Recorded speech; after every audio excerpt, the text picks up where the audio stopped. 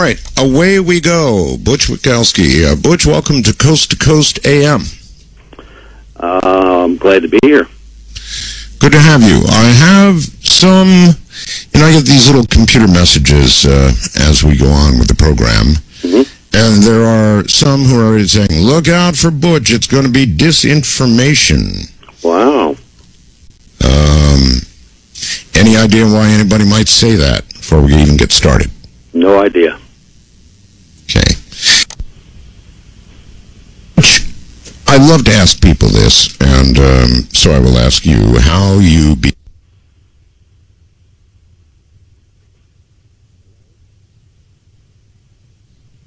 Hello?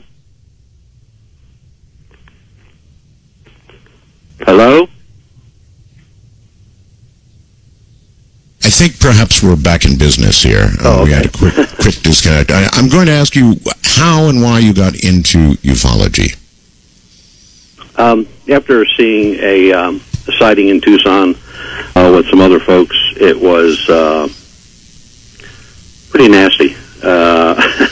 We all stood there and stared at it, and made some calls to the local police department, sheriff's department, local Air Force Base, and everybody kind of thought we were crazy, and they had no reports, and we knew what we saw. We all saw the same thing at the same time, and I just What did you see, Butch? What did you see exactly? I saw a craft, bronze in color, approximately 1,800 feet above a mountain, and about 300 feet in length, and maybe 6-7 stories high, and totally silent, just hovering, and then rose up a few thousand feet and just was gone in a shot. So fast I couldn't believe it. Well, I'm with you there. I've had my own sighting. I'm sure you've heard. Or perhaps not. It was triangular in nature and just above my head. There was no mistaking it. That's why I said at the beginning of the show, there's no question in my mind. As far as sightings and visitation is concerned, they are there. It's strong, compelling evidence, period. So we're being visited. There's very little argument, certainly from this audience, for that. Then we get to mutilation, intriguing, compelling, the cows and so forth and so on. Abduction and mutilation of human beings, that's a little more speculative for me, but we'll get to that. So, you obviously, after having a sighting like that, I understand completely, you kind of go into shock, and I guess that took you into MUFON, huh?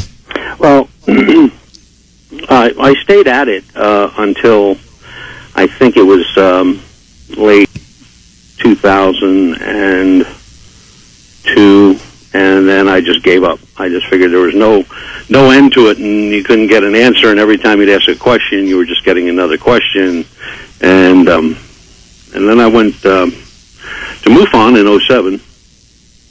Thinking I could get more information and be around more researchers and try to get some answers, but that didn't work out either.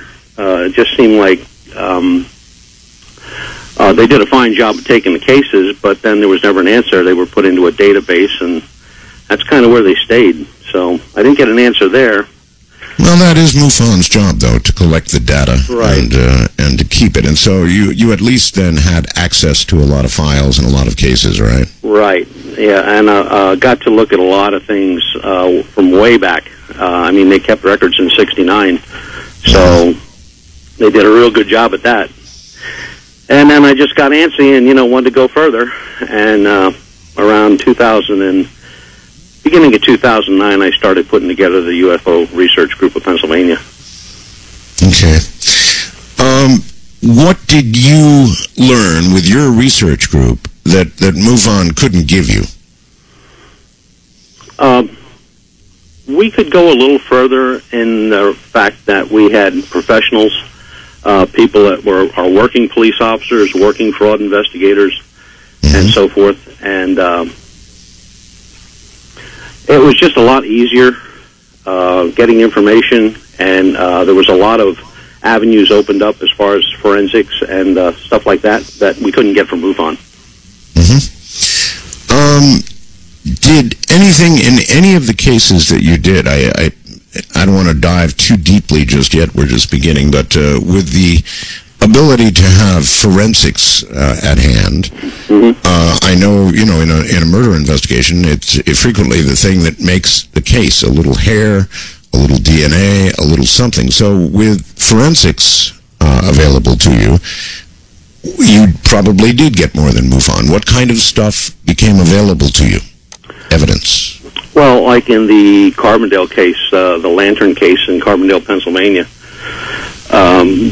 we'd gotten the original reports, and then we went to the site, and we were there a number of times, and samples and water samples and soil samples and direction and actually measuring the area and, doing a real physical walk-around of everything and matching up the original report showed us that the report was all wrong.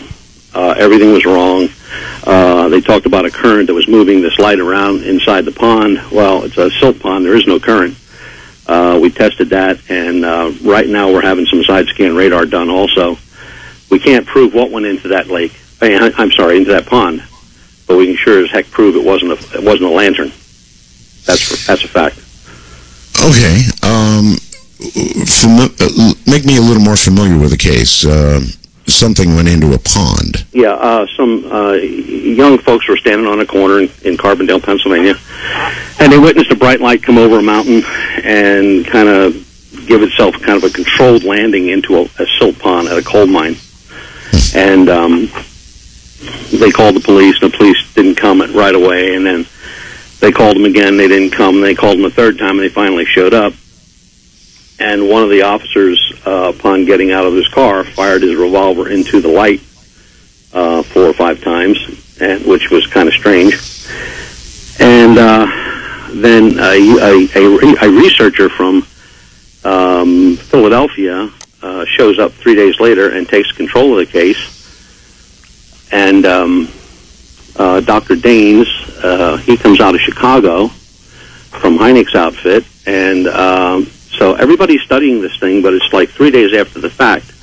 And the folks are saying, the townsfolk are saying that something was taken out Sunday night. It happened on a Sunday night. Military was there, took something out on a flatbed, and the rest of it was just play acting with the lantern. And then they refused divers from the local area to go into the pond, but they allowed a diver who just happened to be listening to it on his car radio and traveling on the turnpike and happened to have his gear with him to dive the pond, and he dove the pond and came up with the lantern. We've had the lantern. We've gotten a number of lanterns, which are the exact make and model, and we even got one battery, which would have been from the time period that this took place. And we sent a letter to battery people that made that battery for Sears Roebuck, and we told them that when the battery was brought out of the water, when the lantern was brought out of the water, and the battery was removed, that the battery was split open and it was oozing the interior acids. And we asked him how long that battery would stay lit, and the guy said, well, the battery would never be lit because the continuity was lost. But the report said the battery was lit for 3.5 days. So there were just a lot of things that we had to chase down to, get the information we got. And as soon as we're done with the side scan radar on it, we're just going to probably put an end to that one. Like I said, we can't prove what went in there, but we sure can prove it was not that lantern. Have you ever been able to prove an abduction/mutilation case of a human being? No, that's a relatively new investigation. I was asked to do a presentation on abduction by my director in Pennsylvania 2 years ago, and I really never heard of anything like that. And while I was doing some research on the abduction, I came upon this mutilation stuff and started to dig into that a little bit, and it really gets really wild. Well, abduction itself is wild. I, of course, have interviewed Travis Walton a number of times, and I found Travis's story, and in fact his boss's story as well, and those involved to be very credible. That's abduction. Mutilation is obviously a gigantic step further. You're familiar with Travis's story, I'm sure. How would you rate that in the, I don't know, on a scale of 1 to 10 in the abduction stories? I would say it's definitely an 8. Up there at an 8, huh? Yeah. If he had just a little bit more evidence, it would probably be a 10. Yeah, evidence, of course, is very, very difficult. Do you have any idea, or even a best guess, I'll settle for a best guess, Butch, about why aliens would abduct and even mutilate a human being, or a cow for that matter? In other words, what do you think is going on? Why? Well, there have been I've found so many different reasons that was taking place. From of course, the government side of it, where people are saying, well, the government's doing that because they made this deal with the aliens back in the 50s to abduct people just for experimentation or examination, and then they would return them, and then you get the cows are used for some mixture of their blood and organs to make some type of a food supply that they rub on themselves, which is saturated in their skin because they do not eat like we do. There's just one after the other, which nobody can ever say anything that, this stuff has taken place, or, we know of the abduction scenario. We know there's a capture, we know there's an examination, we know there's a conference where the abductors speak to the abductees, we know there's a tour of the ship, lost time, the return. And it's all the same. It never changes in that respect. Well, that's almost evidence of a sort all by itself, the fact that it never changes. All right, Todd. Butch, hold tight. We're at a break point, and we're going to come back and get a whole lot deeper into this. And anybody who knows anything about the mutilation of human beings by others from elsewhere, we'll be talking to you, too.